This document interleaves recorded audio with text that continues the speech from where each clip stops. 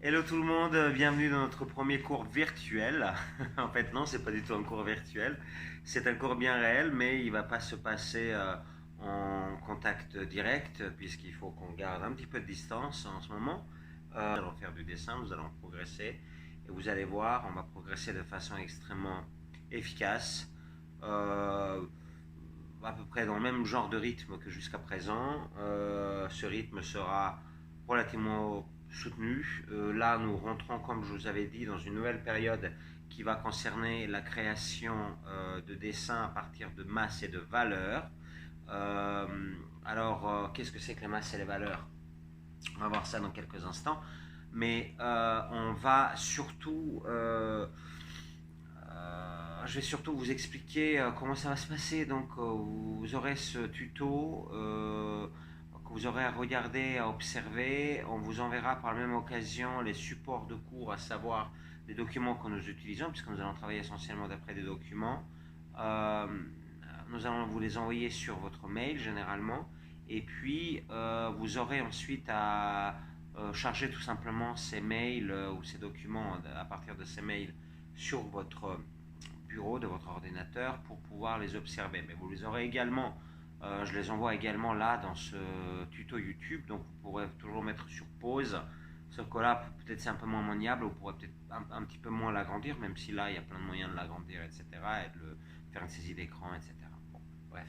En tout cas, voilà, vous aurez la possibilité de mettre cette vidéo sur plein écran et de mettre éventuellement sur pause quand vous aurez besoin de regarder un document. Donc ça, c'est ce que je suis en train de vous raconter. Ce tuto, il faut qu'il soit fait, il faut qu'il soit vu, pardon, à partir de 19h ou peut-être même un petit peu avant, quand il sera chargé avant. Là, on va être pile à l'heure aujourd'hui parce qu'on s'y prend un tout petit peu tard, mais ça va mieux se passer les prochaines fois.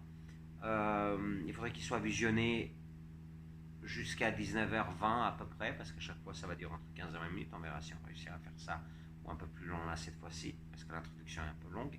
Euh, et puis une fois qu'il sera visionné, ça sera à vous de jouer, de dessiner d'après les documents et de m'envoyer vos travaux par étapes. Il faudra vraiment, à chaque fois que vous avez vraiment besoin d'un conseil, vous me sollicitez à ce moment-là, vous prenez en photo votre dessin à l'étape dans laquelle il se situe, et puis je vous donne mes corrections en essayant tantôt de le faire par écrit si c'est assez rapide, ou alors si c'est un peu plus long, je vous ferai un enregistrement. Je vous répondrai directement à votre message, et j'aurai aussi des messages généraux à faire pour les élèves. À ce moment-là, je mettrai une petite icône prof devant le message. Vous savez, sur le petit émoticône prof avec une espèce de chapeau de prof là, universitaire américain. Et ça signifiera que ce message-là s'adresse à tout le monde. Alors que le message qui est une réponse directe à votre réponse, bah, sera sur WhatsApp proposé comme réponse directe. Donc, les valeurs. Les valeurs et les masses. Les deux vont pas mal ensemble, enfin pas obligatoirement, mais tel que nous allons le percevoir aujourd'hui, ça va totalement ensemble. Pour ça, vous aurez besoin d'avoir soit, alors vous avez plusieurs possibilités, de l'encre noire. Si vous avez de l'encre noire à la maison, c'est génial. Et un petit pinceau moyen, donc c'est pas grand chose. Si vous n'avez pas ça, un feutre un peu épais, ça peut marcher également, c'est pas mal. Et si vous n'avez pas de feutre épais non plus, un petit bout de fusain, assez gros quand même le bout de fusain. Si vous n'avez pas de fusain non plus, faut arrêter de dessiner. Hein. Mais non. Euh, Crayon, vous avez un crayon chez vous? Alors c'est vraiment le pire parce que le crayon pour faire des masses, c'est pas génial, ça fait des lignes. Et même là, je sais pas si vous les voyez, les lignes. Mais on fait ce qu'on peut avec ce qu'on a. Alors moi, par contre, je vous ferai ma démo avec je peux vous faire avec je vous ferai avec l'encre, hein, parce qu'il faut qu'on passe maintenant sur l'encre. Donc, si vous n'avez pas de l'encre aujourd'hui, c'est pas grave. Essayez de vous en procurer la prochaine fois un petit peu d'encre et une brosse telle que je vous ai montré. Donc, les masses. Je vais faire tout ce qui est écrit. Je vais l'écrire avec ce feutre, comme ça vous voyez ça bien. Masse et valeur. Nous allons faire notre démo d'après des dessins, d'après un dessin en particulier de Rembrandt. Alors, tous les documents qui ont été envoyés par mail sont des documents justement issus du travail dessiné de Rembrandt. Il y a le fameux lion, le lion endormi, je crois. Il y a des autoportraits, je crois. Il y a le vieux qui a servi à la fois au vieux sage, mais aussi à l'ivrogne, qui a servi aux philosophes, etc. Vous savez, le fameux vieux de Rembrandt avec sa barbe hirsute comme ça, c'est son crâne chauve et puis ses cheveux hirsutes comme ça, vous connaissez sûrement. Donc il y a plusieurs des dessins comme ça. Il y a je crois que je vous ai mis également la fille assoupie, là, des plus merveilleux dessins de Rembrandt qui est fait vraiment comme ça avec quelques coups de pinceau. Ne nous laissons pas intimider par le talent, la main de Rembrandt, la virtuosité de Rembrandt. D'ailleurs, je trouve justement qu'il y a quelque chose d'extrêmement humble et humain à son dessin, celui que nous allons faire aujourd'hui. D'ailleurs, en démo, c'est un dessin magnifique, très beau, mais en réalité, il a une très belle lumière, extrêmement bien exécutée, mais il a également une forme de humanité comme ça, bourrée de, est-ce que je pourrais appeler ça erreur, mais de quelque chose d'un peu rapidement exécuté, quelque chose d'un peu brut de décoffrage comme ça, comme c'est quand même souvent le cas de Rembrandt. Il y a eu pas mal de moments où, dans sa carrière, et puis même parfois on pourrait presque penser des états de conscience plus ou moins altérés, parce qu'il aimait bien avoir un petit coup dans le nez Rembrandt. Donc il y a eu des moments où c'était pas forcément un état de sobriété absolue. Je dis ça parce que donc même dans ces états-là, il était extrêmement bon, bien évidemment. Et là, donc, la démo qui nous concerne, je vais faire d'abord quelque chose de rapide, très très rapide, pour vous mettre sur la voie de ce que nous allons faire. Donc, masse et valeur. Pourquoi est-ce que ça va ensemble? Parce que là, dans ce cas-là, dans ce cas de figure, là, je fais des cheveux. Et ça, j'appelle ça une masse. Une masse, c'est la masse, les masses en dessin, c'est dessin en peinture, c'est ça, n'importe quoi qui n'est pas de la ligne, qui n'est pas une construction à partir d'un réseau de lignes plus ou moins fortes, etc., et qui vont plutôt proposer une considération du dessin et d'un territoire, quel qu'il soit, par la ligne et le contour. Ça, c'est la ligne. Hein, voilà. Tout le monde connaît la ligne, ça, c'est la ligne. Alors moi, je sais que j'ai presque une... et puis, c'est normal, j'ai une propension quasi automatique à venir assez rapidement marier cette ligne avec de la masse. Les masses, c'est bien notre sujet d'aujourd'hui. Et c'est quand dès que j'en suis là, par exemple, ok, j'ai commencé un dessin par la ligne comme ça, puis j'ai assez rapidement envie de faire un peu voilà, un petit peu de ombre, un peu de lumière, quelque chose qui me permette de m'accrocher, d'arrimer cette ligne à quelque chose, comme d'arrimer un bateau finalement avec une corde à un continent, quoi. Et le continent, ça serait la masse. Donc je reviens à mon histoire de masse. Si on s'y prend au pinceau, c'est, d'après le dessin qu'on est en train de faire, d'abord les masses. Pour faire les masses, il faut d'abord s'y prendre à partir des masses les plus grandes. Il faut y aller de façon abstraite. Je m'explique. C'est-à-dire que là, il ne s'agit pas... Là, je déleste un peu mon pinceau sur le côté. Peu importe votre pinceau, ce n'est pas, attention, ce n'est pas un cours de pinceau, ce n'est pas un cours de comment peindre, comment utiliser son pinceau, etc. C'est vraiment comment voir un dessin, comment voir un motif par les masses et les valeurs. Les valeurs étant les valeurs de la lumière, l'ombre et la lumière. Ici, par exemple, celui-là, si je devais revenir juste à celui-là très rapidement, tout d'un coup, voilà, on a des cheveux et les différentes ombres et lumières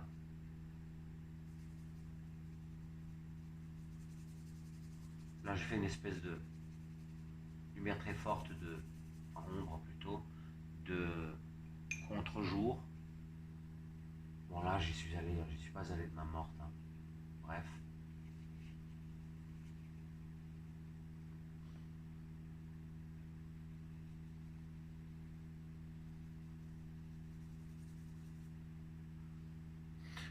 Bref, ça c'est vraiment les masses, des masses qui également jouent un rôle donc d'ombre et de lumière. Par exemple, un paysage en masse, je peux vous en faire un ici rapidement, ça serait commencer toujours par le plus grand, ensuite on va vers du plus petit, et j'utilise d'ailleurs le côté épuisement du pinceau, etc.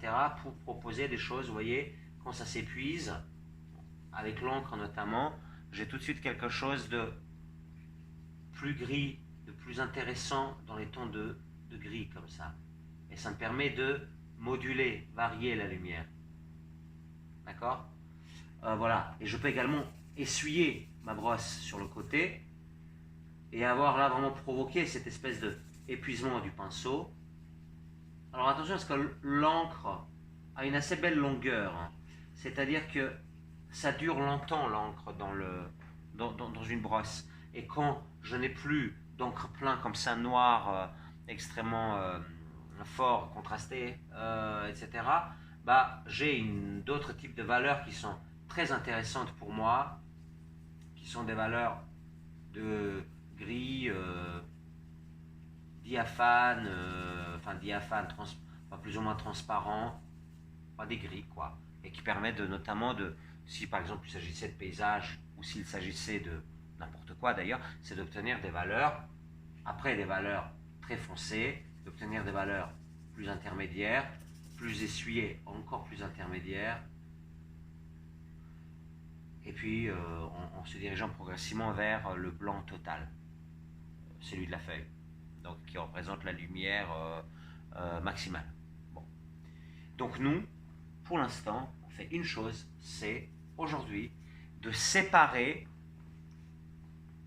ce qui est de l'ordre de l'ombre maximale de ce qui est de l'ombre de la lumière maximale. Donc, il s'agit pour nous, par exemple pour le dessin que je suis en train de faire là, de ne pas trop se poser de questions. Si notre pinceau à un moment donné s'épuise et fait que notre pinceau ou notre feutre ou notre fusain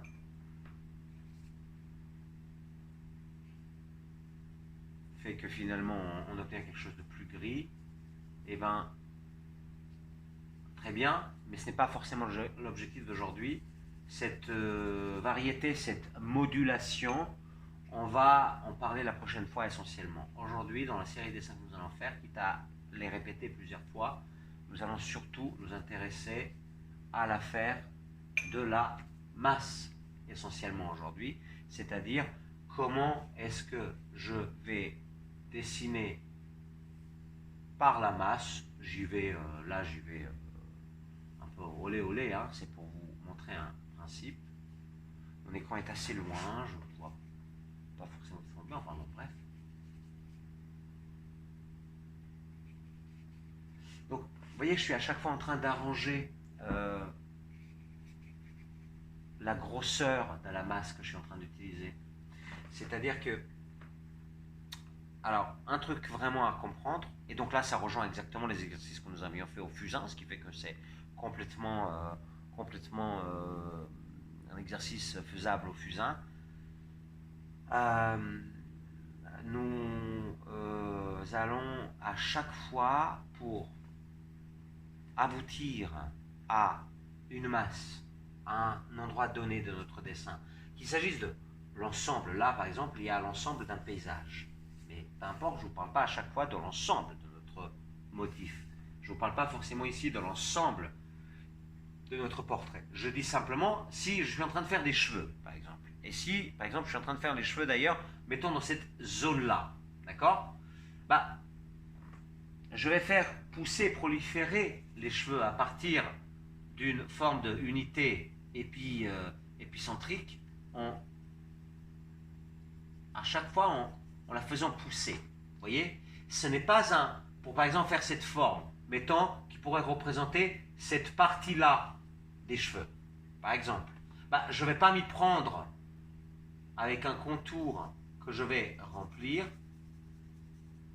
Je vais m'y prendre de façon beaucoup plus végétale, si je puis dire, c'est-à-dire je vais d'abord y aller un peu dans le centre, dans cette espèce de noyau dense de l'ombre, qui va me permettre donc déjà de nourrir l'endroit le plus dense, le plus foncé, le plus ombré, le plus épais comme ça, le plus massif entre guillemets, je le nourris.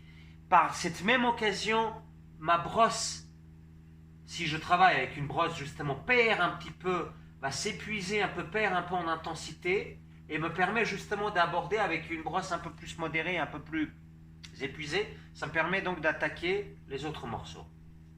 C'est-à-dire de continuer de poursuivre jusqu'à arriver aussi un moment à quelque chose qui me permet une définition, à une quantité dans la brosse. Vous voyez là, ça s'épuise et c'est très bien par rapport à ce que j'ai à faire, puisque l'ombre sur le visage est légèrement moindre, même sur ce dessin, mais sur ce dessin où finalement les valeurs sont assez rapprochées, les valeurs des cheveux et les valeurs de la joue, là, elles sont assez rapprochées. Dans la réalité, ces deux valeurs seraient plus distinguées, bien évidemment. Hein. Vous voyez, les cheveux et la peau, c'est quand même... ça n'a pas la même valeur, même si par exemple on peut imaginer que quelqu'un ait les cheveux très, très clairs, blonds ou roux, quelque chose comme ça, ou alors qu'on ait une couleur de peau beaucoup plus foncée, etc. À ce moment-là, oui, les valeurs se rapprocheraient. Mais là, on voit bien, par exemple, notamment sur la partie qui est à notre gauche, on voit bien que les valeurs, on les voit donc ici, que les valeurs sont distinctes. Donc peut-être qu'ici, Rembrandt, quand je disais, ah tiens, je critique un petit peu Rembrandt, je critique pas Rembrandt. Là, il est allé un peu fort, peut-être au niveau de l'ombre. Et même moi, là, je suis allé de façon un peu forte. Bref. Donc, là, cette affaire d'épuisement du pinceau est très intéressante puisque on va d'abord dans le noyau, dans le centre, dans le cœur des ténèbres, on pourrait presque dire, de l'ombre, et ensuite, une fois qu'on a un peu rempli, une fois qu'on a un peu délesté à cet endroit-là, on peut aller travailler les valeurs plus intermédiaires ailleurs, et ainsi de suite.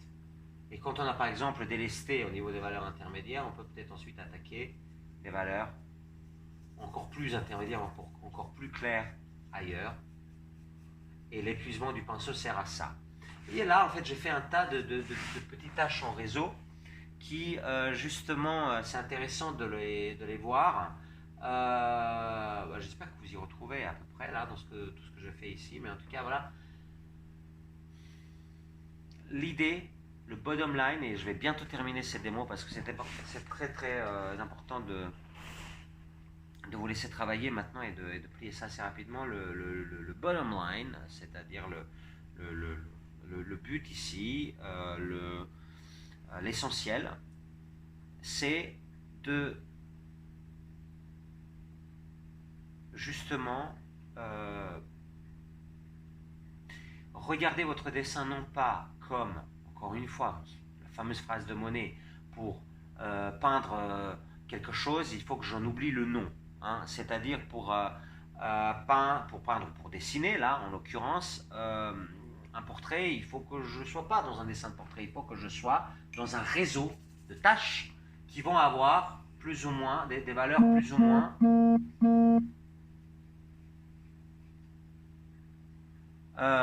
denses, fortes, des ombres plus ou moins fortes. Et c'est des tâches que je suis en train de faire. Je ne suis pas...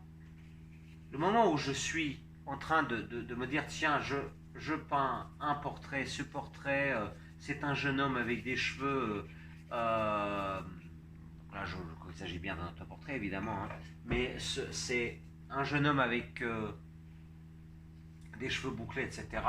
Je risque de me retrouver à faire des trucs comme ça, etc. Donc je vais basculer dans un archétype, dans un stéréotype. C'est sûr, c'est sûr. J'ai vu ça de nombreuses fois en tant que prof, donc il ne s'agit pas de faire ça justement, il s'agit d'aborder le dessin par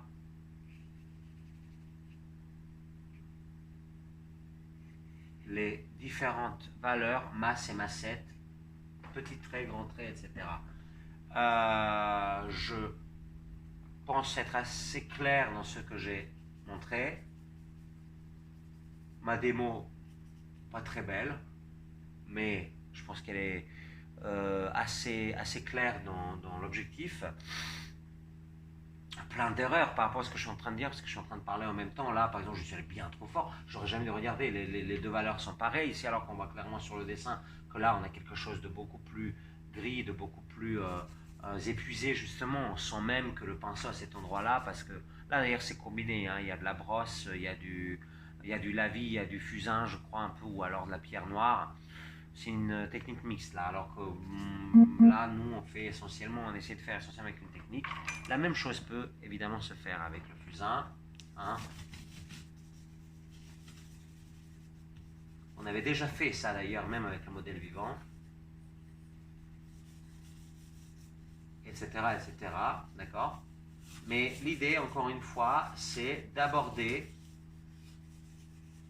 donc toujours ce motif. Je dis bien motif, je ne veux pas dire portrait. Parce que bon, l'idée c'est de faire tout ce que je vous ai proposé pour aujourd'hui, qui vous ont été envoyés. L'objectif c'est de le faire avec le respect donc de ce réseau plutôt constitué de grandes îles, de continents, puis d'archipels qui se promènent, donc des îles plus petites, et ensuite de tout petits îlots, des petites lignes, etc. Donc c'est ce réseau qui sont en interrelation gros et très noir ici, puis ensuite plus petit, etc. etc. Et donc, voilà, on construit ce territoire, encore une fois, à partir du plus gros, qu'on va appeler continent.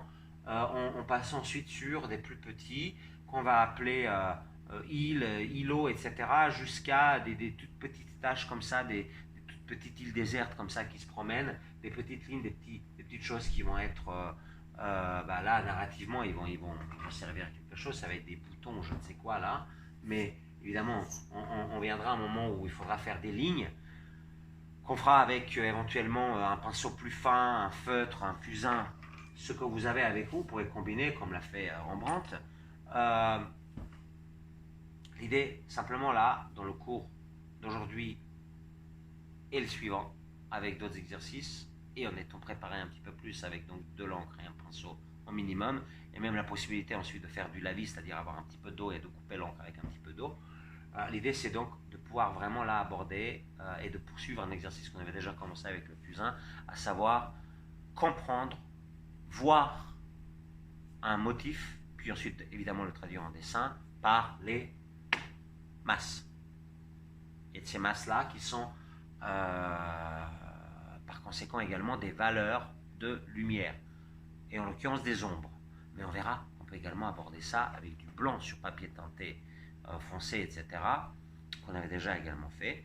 Et donc ces exercices-là, on le fera sur du papier gris, etc., avec des crayons blancs. Et donc on verra à ce moment-là que ça peut être également l'inverse, c'est-à-dire qu'on peut commencer par la lumière et donc par du crayon blanc, voire même de la peinture blanche. On a déjà vu ça sur pas mal de dessins classiques, de Lorrain à David, etc., etc. Bon, voilà pour aujourd'hui. Bon travail. On se retrouve tout de suite sur le groupe WhatsApp. Gros bisous.